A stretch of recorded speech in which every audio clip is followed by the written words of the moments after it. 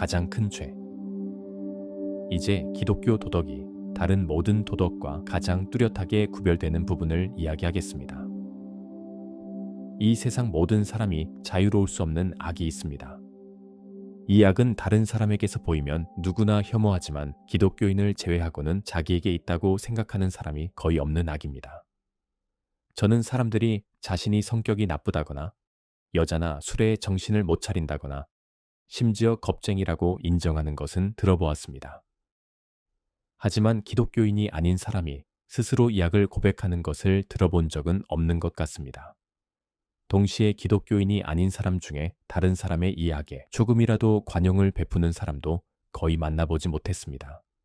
이것만큼 상대방을 싫어하게 만드는 결점도 없고 정작 내가 그럴 때 인지하기 힘든 결점도 없습니다. 그리고 자신에게 이것이 많을수록 다른 사람에게서 이것을 더 싫어합니다. 제가 말하는 악은 교만 혹은 자만입니다. 그리고 기독교 도덕에서 이것과 반대되는 덕목은 겸손입니다. 제가 성도덕은 기독교 도덕의 핵심이 아니라고 한 것을 기억하실 겁니다. 이제 무엇이 핵심인지를 말씀드리겠습니다. 기독교 교사들에 따르면 근본적인 악, 궁극적인 악은 교만입니다. 음란, 분노, 탐욕, 술 취함 등 모든 것은 이에 비하면 사소한 문제에 불과합니다. 악마가 된 것은 교만 때문입니다. 교만은 다른 모든 악으로 이어집니다. 이것은 완전히 하나님을 대적하는 마음 상태이죠. 과장된 것처럼 들립니까? 그렇다면 다시 생각해 보십시오. 조금 전에 교만한 사람일수록 다른 사람의 교만을 더 싫어한다고 말했습니다. 사실 자신이 얼마나 교만한지 알아보는 가장 쉬운 방법은 스스로 이렇게 물어보는 것입니다. 다른 사람이 나를 무시하거나 내게 관심을 주지 않거나 쓸데없이 참견하거나 가르치려 들거나 잘난 척할 때 얼마나 싫어하는가.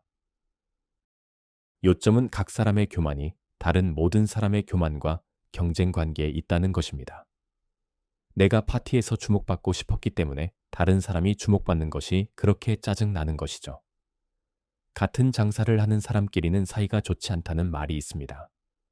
여러분이 분명히 알아야 할 점은 교만이 본질적으로 그리고 뿌리부터 경쟁적이라는 것입니다. 반면 다른 악은 말하자면 우연히 경쟁적입니다. 교만은 무언가를 소유하여 기쁨을 얻는 것이 아니라 다른 사람보다 더 많이 소유하여 기쁨을 얻습니다. 우리는 사람들이 부자이거나 똑똑하거나 잘생긴 것을 자랑한다고 말하지만 실은 그렇지 않습니다. 사람들은 남보다 더 부자이거나 더 똑똑하거나 더 잘생긴 것을 자랑하는 것입니다. 만약 다른 모든 사람이 똑같이 부자가 되거나 똑똑해지거나 잘생겨진다면 자랑할 것이 전혀 없을 것입니다. 여러분을 교만하게 만드는 것은 비교, 즉 다른 사람보다 우월하다는 즐거움입니다. 경쟁 요소가 사라지면 교만도 사라집니다. 그래서 저는 교만이 다른 악들과는 달리 본질적으로 경쟁적이라고 말하는 것입니다. 성적 충동은 두 남자가 같은 여자를 원하면 경쟁으로 몰아갈 수 있습니다. 하지만 그것은 우연일 뿐입니다. 그들은 서로 다른 여자를 원했을 수도 있습니다. 하지만 교만한 남자는 여러분의 여자를 빼앗아 갈 것입니다. 그녀를 원하기 때문이 아니라 그저 자신이 여러분보다 더 나은 남자라는 것을 증명하기 위해서입니다. 탐욕은 자원이 모두에게 돌아갈 만큼 충분하지 않을 때 경쟁으로 몰아갈 수 있습니다. 하지만 교만한 사람은 필요 이상을 갖고 있어도 자기 힘을 과시하기 위해 더 많은 것을 원합니다. 사람들이 탐욕이나 이기심 탓으로 돌리는 세상의 거의 모든 악은 사실 교만의 결과입니다. 돈을 예로 들겠습니다. 탐욕은 더 나은 집, 더 나은 휴가, 더 나은 먹고 마실 거리를 위해 돈을 원하게 합니다. 하지만 어느 정도까지만 그렇습니다. 연봉 1만 파운드를 받는 사람이 2만 파운드를 받으려고 애쓰는 이유는 무엇일까요? 더 많은 쾌락을 바라는 탐욕 때문이 아닙니다. 1만 파운드면 누구나 원하는 만큼 사치를 누릴 수 있습니다. 진짜 이유는 교만, 즉 다른 부자보다 더 부유하고 싶은 욕망 때문이고 더 크게는 권력에 대한 욕망 때문입니다. 권력이야말로 교만이 진정으로 즐기는 것입니다. 장난감 병정처럼 사람들을 움직일 수 있는 것만큼 우월감을 느끼게 하는 것은 없습니다. 예쁜 여자가 가는 곳마다 구애자들을 모아 불행을 퍼뜨리는 이유는 무엇일까요? 분명 여자의 성적 욕망 때문은 아닙니다. 그런 여자는 성에 무관심한 경우가 많습니다. 이유는 바로 교만입니다. 정치 지도자나 국가 전체가 계속해서 더 많은 것을 원하는 이유는 무엇일까요? 다시 말하지만 교만 때문입니다. 교만은 본질적으로 경쟁적입니다. 그래서 끊임없이 더 많은 것을 원합니다. 내가 교만한 사람이라면 이 세상에 나보다 더 강하거나 부유하거나 똑똑한 사람이 한 명이라도 있는 한 나의 경쟁자가 되고 적이 됩니다. 기독교인들의 말이 옳습니다. 세상이 시작된 이래 모든 국가와 모든 가정에서 불행의 주된 원인은 교만이었습니다. 다른 악들은 때때로 사람들을 하나로 모을 수 있습니다. 여러분은 술 취한 사람들이나 방탕한 사람들 사이에서 좋은 교제와 농담, 우정을 발견하게 될지도 모릅니다. 하지만 교만은 항상 적대적입니다. 이것은 적대감 그 자체입니다. 사람과 사람 사이의 적대감일 뿐 아니라 하나님에 대한 적대감입니다. 하나님 안에서는 조금도 빠짐없이 여러분보다 무한히 우월한 무언가와 마주하게 됩니다. 하나님을 그런 존재로 알지 못한다면, 즉 자신이 그분에 비하면 아무것도 아님을 알지 못한다면 하나님을 전혀 모르는 것입니다. 교만한 한 하나님을 알 수 없습니다. 교만한 사람은 항상 사물과 사람을 아래로 보고 당연히 아래만 보고 있는 사람은 자기 위에 있는 것을 볼 수 없습니다. 이것은 끔찍한 질문을 제기합니다. 누가 봐도 교만에 사로잡힌 사람들이 어떻게 하나님을 믿는다고 말하고 스스로를 아주 독실하다고 생각할 수 있을까요? 안타깝지만 그들은 상상 속의 하나님을 숭배하고 있는 것 같습니다. 그들은 이론적으로는 이 허상의 하나님 앞에서 자신이 아무것도 아니라고 인정하지만 실제로는 하나님이 자신을 좋게 보시고 평범한 사람들보다 훨씬 낮게 보시는 모습을 끝없이 상상합니다. 즉, 그들은 하나님께 1페니어치의 가짜 겸손을 바치고 그 대가로 동료 인간들에 대한 1파운드어치의 교만을 얻는 것입니다. 그리스도께서 나를 전하고 내 이름으로 악령을 쫓아내지만 세상 끝날에 그들을 도무지 모른다 하리라고 말씀하셨을 때 이런 사람들을 염두에 두신 것 같습니다. 그리고 우리 중 누구라도 언제든 이 죽음의 덫에 빠질 수 있습니다. 다행히 우리가 교만한지 확인해 볼 방법이 있습니다. 우리가 영적인 삶을 살기 때문에 선하다고 느낄 때마다, 특히 다른 사람보다 낫다고 느낄 때마다 하나님이 아니라 악마의 영향을 받고 있다고 확신해도 좋을 것입니다. 진정으로 하나님을 바라보고 있는지를 시험할 방법은 여러분이 자신을 완전히 잊고 있는지 또는 자신을 하찮고 더러운 존재로 보는지를 살피는 것입니다. 이 중에서도 자신을 완전히 잊어버리는 편이 더 좋습니다. 모든 악 중 가장 나쁜 악이 우리 영적 생활의 중심부로 몰래 들어올 수 있다는 것은 끔찍한 일입니다. 하지만 그 이유를 알 수 있습니다. 덜 나쁜 다른 악들은 악마가 우리의 동물적 본성을 이용하기 때문에 발생합니다. 하지만 교만은 우리의 동물적 본성에서 오는 것이 전혀 아닙니다. 이것은 지옥에서 곧장 옵니다. 교만은 순전히 영적인 악입니다. 따라서 훨씬 더 교묘하고 치명적입니다. 같은 이유로 교만은 흔히 더 단순한 악들을 억누르는 데 사용될 수 있습니다. 사실 교사들은 흔히 소년의 교만, 그들의 표현대로면 자존감을 자극하여 예의 바르게 행동하도록 만듭니다. 많은 사람이 비겁함과 정욕과 못된 성질은 극복했습니다. 그것들이 자신의 위신보다는 중요하지 않다고 생각함으로써, 즉 교만에 의해서 말입니다. 악마는 웃습니다. 그는 여러분이 순결하고 용감하며 자제력을 갖추는 것을 아주 만족스럽게 바라봅니다. 그 대가로 여러분 안에 교만이라는 독재 정권을 세울 수 있다면 말입니다. 마치 동상이 낳는 대신 암을 줄 수 있다면 기꺼이 그러는 것과 같습니다. 교만은 영적인 암입니다. 그것은 사랑과 만족, 나아가 상식적인 사고까지도 불가능하게 만듭니다.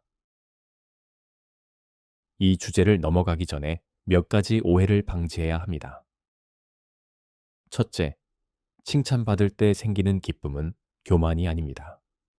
학업을 잘 해내서 칭찬받는 아이, 연인에게 아름다움을 칭찬받는 여자, 그리스도께 잘했다라는 말씀을 듣는 구원받은 영혼은 기뻐하며 또 마땅히 그래야 합니다.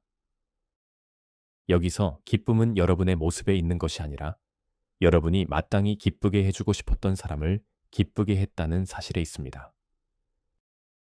문제는 그를 기쁘게 했으니 정말 잘 되었다는 생각에서 이 일을 해냈으니 나는 얼마나 훌륭한 사람인가라는 생각으로 넘어갈 때 시작됩니다. 자신을 기뻐하는 마음이 커지고 칭찬을 기뻐하는 마음이 작아질수록 상태가 악화되는 것입니다. 자신에게 완전히 도취되고 칭찬에 전혀 신경 쓰지 않을 때는 밑바닥까지 떨어진 상태이지요. 그래서 허영심은 겉으로 가장 잘 드러나는 교만이지만 실제로는 가장 덜 나쁘고 용서받을 만한 교만인 것입니다. 허영심 많은 사람은 칭찬과 박수와 찬양을 과도하게 원하고 항상 그것을 얻으려 애씁니다. 이것은 잘못이지만 어린아이 같고 심지어는 이상하게도 겸손한 잘못입니다. 아직은 여러분이 자아도취만으로는 완전히 만족하지 못함을 보여주기 때문입니다. 여러분은 다른 사람들의 관심을 바랄 만큼 그들을 소중히 여깁니다. 사실 그 상태는 아직 인간적입니다. 진정으로 시커멓고 악마적인 교만은 다른 사람들을 업신여겨 그들이 여러분을 어떻게 생각하는지 신경 쓰지 않을 때 나타납니다.